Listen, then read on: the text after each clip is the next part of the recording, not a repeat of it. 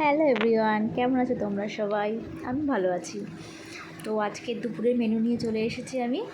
আজকে প্রথমে করেছি পটল পোস্ত। তো পটলটাকে না আমি বেশ দেখো ফুটো ফুটো দেখা যাচ্ছে না, আমি কাঁটা চামচ দিয়ে ফুটো ফুটো করে নিয়েছি।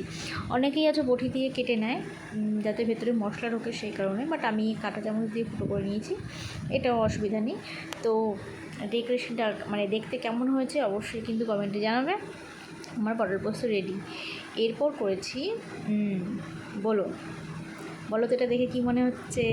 একদমই ঠিক ধরেছ, করেছি ফ্রাইড রাইস। আজকে মাছ এনেছিল আর মাটন এনেছিল, তো মাছটা করা হয়নি, মাছটা ফ্রিজে রেখে দিয়েছি। তো মাটনটা যেহেতু এনেছে তো বললো যে ফ্রাইড রাইস আর মাটনটা করো।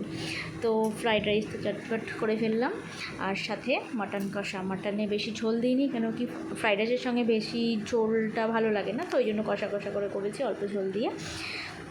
তো আজকে তো সারাদিন বৃষ্টি টিষ্টি কিছু নেই, বেশ ভালোই দিনটা গেল, রোদ ফোদ দিয়েছে ভালোই। তো আজকে কে কী দুপুরে কী মেনু আছে, কার কী, কমেন্টে অবশ্যই জানাবে, ঠিক আছে?